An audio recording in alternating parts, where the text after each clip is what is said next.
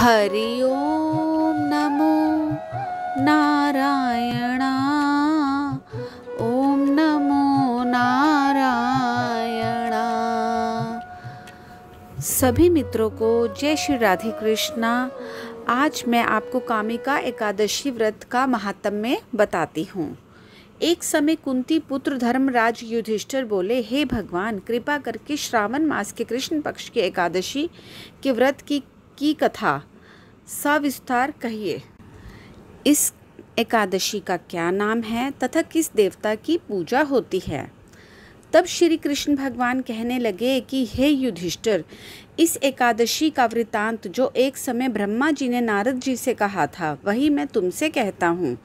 ब्रह्मा जी ने नारद जी से पूछा, हे पितामह, श्रावण मास के कृष्ण पक्ष की एकादशी की कथा सुनने की मेरी इच्छा है। उसका क्या नाम है, क्या विधि है, सो कृपा करके कहिए।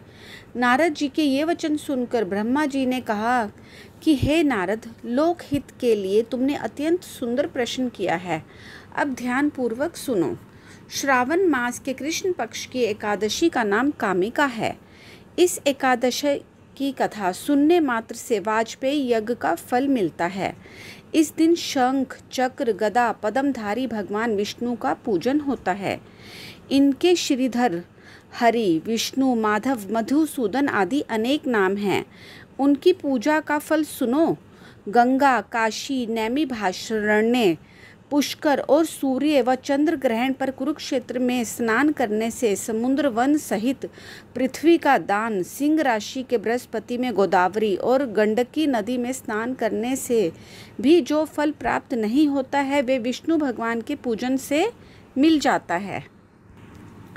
जो मनुष्य श्रावण मास में भगवान का पूजन करते हैं, उनसे देवता, गंधर्व और सूर्य आदि सब पूजित हो जाते हैं। भगवान रूपी कीचड़ में फंसे तथा संसार रूपी समुद्र में डूबे मनुष्यों के लिए कामिका एकादशी का व्रत ही उद्धार करने वाला है। इससे बढ़कर पाप नाशक अन्य कोई नहीं है। हे नारद, स्वयं भगवान ने यही कहा है कि व्रत के प्रभाव से जीव कुयोनि को प्राप्त नहीं होता। इस एकादशी को भक्ति पूर्वक तुलसी दल भगवान को अर्पण करने वाले संसार में ऐसे रहते हैं जैसे जल में कमल। इस व्रत के प्रभाव से अंतिम समय में मनुष्य यमराज की यातना तथा नरक के दर्शन नहीं करता और स्वर्ग लोक को जाता है। विष्णु भगवान रत्न, मोती, मणि तथा आभूषण आदि से इतने प्रसन्न नहीं होते जितने तुलसी दल से होते हैं। तुलसी दल का फल 4 भार चांदी और स्वर्ण दान के बराबर है। हे नारद, भगवान की अति प्रिय तुलसी को मैं भी सदैव नमस्कार करता हूँ। तुलसी के वृक्ष को सींचने से संपूर्ण यातनाएं, दर्शन मात्र से समस्त पाप और स्पर्श से मनुष्य पवित्र हो जाता है। जो मनुष्य भगवान के चरणों में तुलसी अर्पित करता है, वह मुक्त हो जाता है।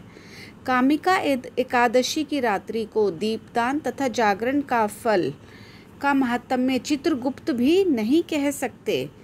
जो मनुष्य इस एकादशी की रात्रि को भगवान के मंदिर में दीप जलाते हैं, उनके पितृ स्वर्ग लोक में सुधा पान करते हैं। और जो घी या तिल के तेल का दीपक जलाते हैं, वे 100 करोड़ दीपक युक्त होकर सूर्य लोक को जाते हैं। ब्रह्मा जी कहते हैं कि हे नारद, ब्रह्म हत्या तथा भ्रूण हत्या आदि पापों को नष्ट करने वाली इस कामिका एकादशी का व्रत मनुष्य को यत्न पूर्वक अवश्य ही करना चाहिए। इस कामिका एकादशी के महात्म्य को श्रद्धा पूर्वक पढ़ने या सुनने वाले के समस्त पाप नष्ट होकर विष्णु लोक की प्राप्ति होती है। जय श्री राधे कृष्णा। अगर आप सुनने वाले सभी ऑडियंस मेरे चैनल पर नए हैं तो मेरे इस चैनल को सब्सक्राइब कीजिए, लाइक करें, शेयर करें और कमेंट भी करें। जय श्री राधे कृष्णा।